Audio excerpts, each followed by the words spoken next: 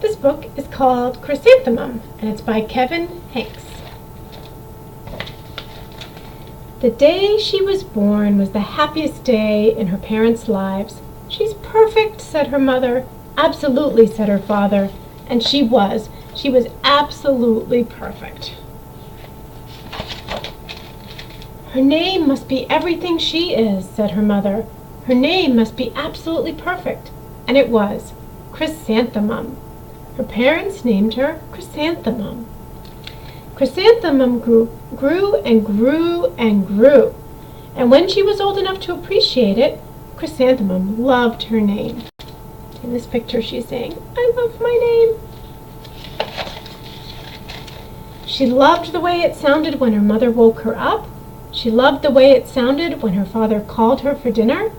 And she loved the way it sounded when she whispered it to herself in the bathroom mirror.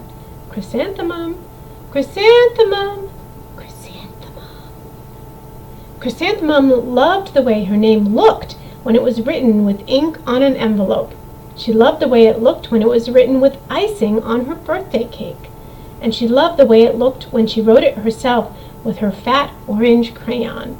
Chrysanthemum, chrysanthemum, chrysanthemum. Chrysanthemum thought her name was absolutely perfect, and then she started school. On the first day, Chrysanthemum wore her sunniest dress and her brightest smile. She ran all the way there. "Hooray!" said Chrysanthemum. "School!" But when Mrs. Chud took roll call, everyone giggled upon hearing Chrysanthemum's name. Here's the class. We've got Mrs. Chud, Dawn, Eve, Lois, Al, Les, Kay, Max, Sue, Bill, Pat, Tom, Sam, Ken, Joe, Rita, Victoria, and Chrysanthemum. "It's so long," said Joe. "It scarcely fits on your name tag," said Rita, pointing. "I'm named after my grandmother," said Victoria. "You're named after a flower." Chrysanthemum wilted. She did not think her name was absolutely perfect. She thought it was absolutely dreadful. The rest of the day was not much better. During nap time, Victoria raised her hand and informed Mrs. Chud that Chrysanthemum's name was spelled with 13 letters. "That's exactly half as many letters as there are in the entire alphabet," Victoria explained. "Thank you for sharing that with us, Victoria," said Mrs. Chud. "Now put your head down." "If I had a name like yours, I'd change it," Victoria said, as the students lined up to go home. "I wish I could," thought Chrysanthemum miserably.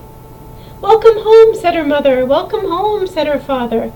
"School is no place for me," said Chrysanthemum. "My name is too long. It scarcely fits on my name tag, and I'm named after a flower." "Oh, pish," said her mother. "Your name is beautiful." "And precious and priceless and fascinating and winsome," said her father. "It's everything you are," said her mother. "Absolutely perfect," said her father. Chrysanthemum felt much better after her favorite dinner, macaroni and cheese with ketchup, and an evening filled with hugs and kisses and parcheesi. That night, Chrysanthemum dreamed that her name was Jane. It was an extremely pleasant dream. The next morning, Chrysanthemum wore her most comfortable jumper. She walked to school as slowly as she could. She dragged her feet in the dirt. "Chrysanthemum, chrysanthemum, chrysanthemum," she wrote.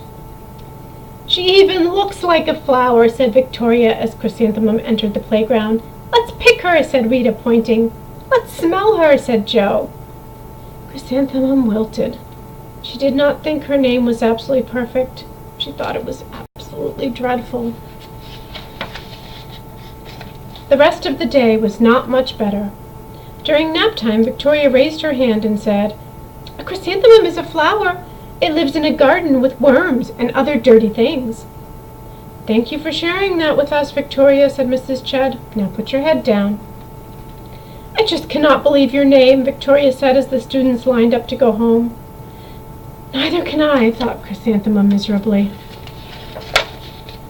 "Welcome home," said her mother. "Welcome home," said her father. "School is no place for me," said Chrysanthemum. "They said I even look like a flower. They pretended to pick me and smell me." "Oh, pish," said her mother. "They're just jealous." "And envious and begrudging and discontented and jaundiced," said her father. "Who wouldn't be jealous of a name like yours?" said her mother. "After all, it's absolutely perfect," said her father. Chrysanthemum felt a trifle better after her favorite dessert, chocolate cake with buttercream frosting, and another evening filled with hugs and kisses and parcheesi. That night, Chrysanthemum dreamed that she really was a chrysanthemum. She sprouted leaves and petals. Victoria picked her and plucked the leaves and petals one by one until there was nothing left but a scrawny stem. It was the worst nightmare of Chrysanthemum's life.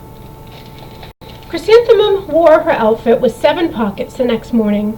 She loaded the pockets with her most prized possessions and her good luck charms. Chrysanthemum took the longest route possible to school. She stopped and stared at each and every flower. "Chrysanthemum, chrysanthemum, chrysanthemum," the flowers seemed to say. That morning the students were introduced to Mrs. Twinkle, the music teacher. Her voice was like something out of a dream, as was everything else about her. The students were speechless. They thought Mrs. Twinkle was an indescribable wonder. They went out of their way to make a nice impression. Mrs. Twinkle led the students in scales. Then she assigned roles for the class musical. Victoria was chosen as the dainty fairy queen. Rita was chosen as the spiffy butterfly princess. Jo was chosen as the all-important pixie messenger. And Chrysanthemum was chosen as a daisy. "Chrysanthemum's a daisy, chrysanthemum's a daisy," Jo, Rita, and Victoria chanted, thinking it was wildly funny. Chrysanthemum wilted. She did not think her name was absolutely perfect. She thought it was absolutely dreadful. "What's so humorous?" asked Mrs. Twinkle. "Chrysanthemum," was the answer. "Her name is so long," said Jo.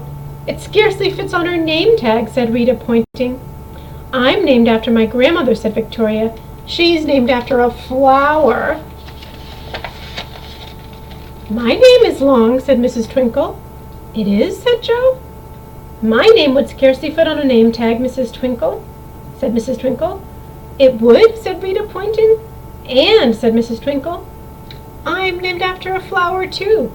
"You are?" said Victoria. "Yes," said Mrs. Twinkle. "My name is Delphinium Twinkle. And if my baby is a girl, I'm considering Chrysanthemum as a name. I think it's absolutely perfect." Chrysanthemum could scarcely believe her ears. She blushed, she beamed, she bloomed. "Chrysanthemum, chrysanthemum, chrysanthemum." Jo, Rita, and Victoria looked at Chrysanthemum longingly. "Call me Marigold," said Jo. "I'm Carnation," said Rita, pointing. "My name is Lily of the Valley," said Victoria. Chrysanthemum did not think her name was absolutely perfect. She knew it. Here's the epilogue. Overall, the class musical was a huge success. Chrysanthemum was absolutely perfect as a daisy. Victoria made the only mistake. She completely forgot her lines as the dainty fairy queen. Chrysanthemum thought it was wildly funny, and she giggled throughout the entire dance of the flowers.